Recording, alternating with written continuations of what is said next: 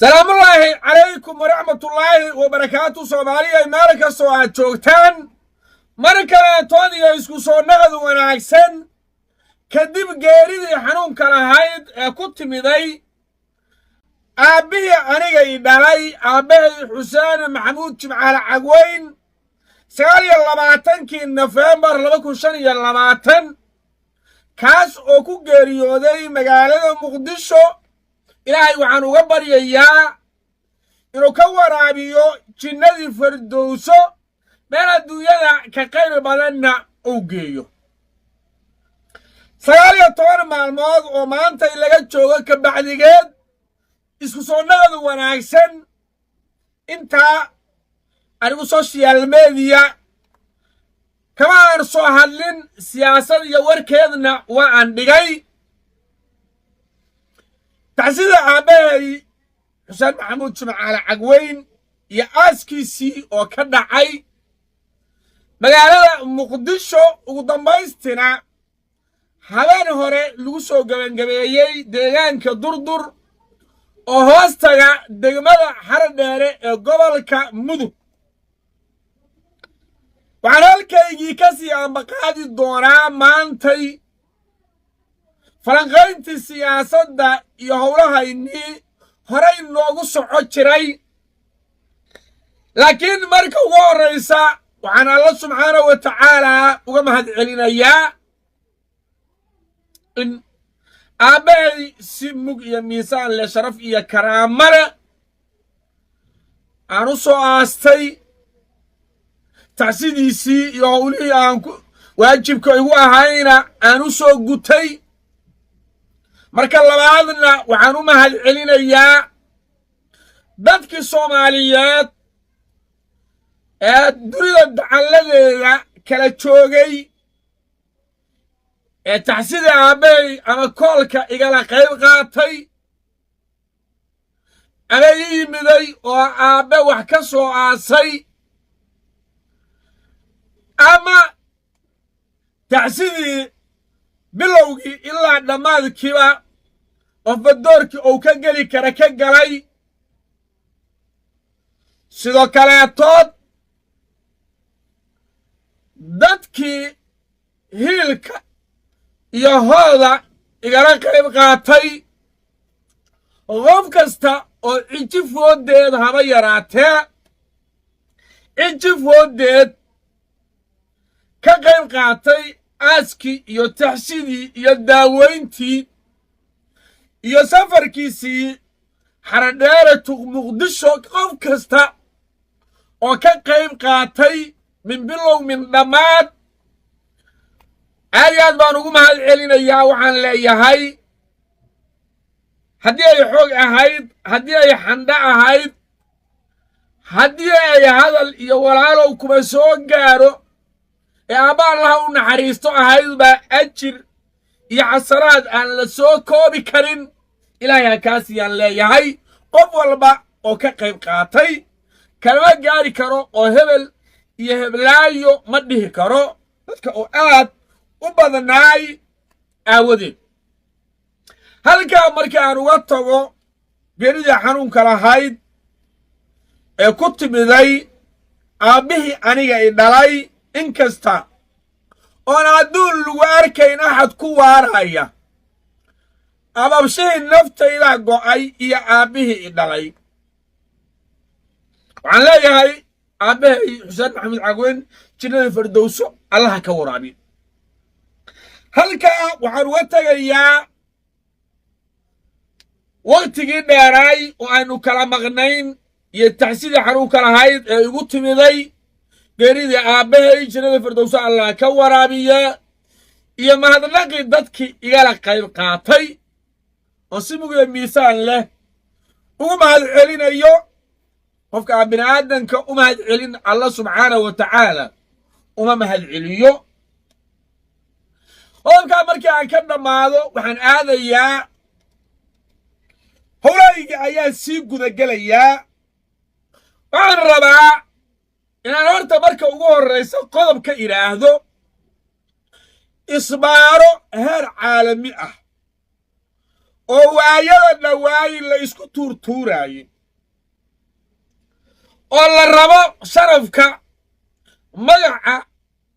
iyo horumarka ummadda Soomaaliyeed in isbaaro loogu dhigto isbaaro digital ah ayada oo la isticmaalayo magaca siyaasi ama xildoon ama dandoon mid alla midkuu doona ha noqdee isbaaradaas oo ka dhacaysa magaalada Kismaayo oo xarun kumeel gaar ah u ahaan jirtay maamulkii hore ee Jubbaland haddana tiim qowlaysata ah dowladda Soomaaliyeedna fallaaga ku ah ay joogaan halkaa maantay waxaa gaaray raggii la magac baxay madasha sabata bixinta waxa loogu yeero iyo Siciid Cabdulaahi Dani Siciid Imaaraan waxay u tageen madaxweynihii hore ee Jubbaland Axmed Geelanaar oo dowladda fallaago ka ah waxaa lagu wada heshiiyey in dowladda Soomaaliya isbaaro loo dhigto horumarkeeda iyo guulaha xaddhaafka ah oo ay samaynaysana weji kaleetood loo yeelo oo la foolxumeeyo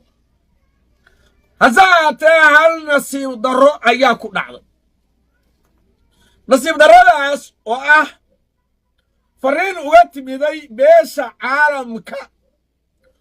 oo loogu sheegay haba yaraatee inaysan samayn karin wax la yidhaahdo badbaado ay ugu yeereen oo ay jirto dowlad la ixtiraamayo oo mandate leh walow sida aan xogagta ku helay meesha la isku qiyaamayey oo la rabay ragga magaalada Muqdisho ka yimiday oo la magac baxay waxa loogu yeero madasha samata bixinta in la adeegsado oo munaafaqadii beesha daarood loo isticmaalo ayadana lacag yar oo laga helay dalka Imaaraadka inta loo dhiibo la yiraahdo 25 bisha December oo inu ku jirno oo magaalada Muqdisho ay ka dhacayso doorashada golaha deegaanka lagu yiri carqaladeeya in lagu yiraahdo la rabay filimkaana uu fashil ku dhow yahay isxoowaraysi hoose oo ka socda magaalada Kismaayo oo aan ka helay xogta sidoo kale tood dowladda Kenya oo fasaxa Axmed Madoobe siisay Axmed Madoobe oo sida aynu ka warqabno waayadii dambe ka cagajiidayay shirka inuu qabto taasoo ay ku kalifaysay rajo ka qabo in Marwan Xasan Sheekh Maxamuud uu leeshiyo ayaa wuxuu ogaaday in Siciid Cabdulaahi Dani go'aan gaaray maadaama Axmed Madoobe shirka uu ka cagajiidayana shirka lagu qabto magaalada Garoowe ee caasimadda maamulka Puntland hase ahaatee Axmed oo raba inuu ictiraaf siyaasadeed helo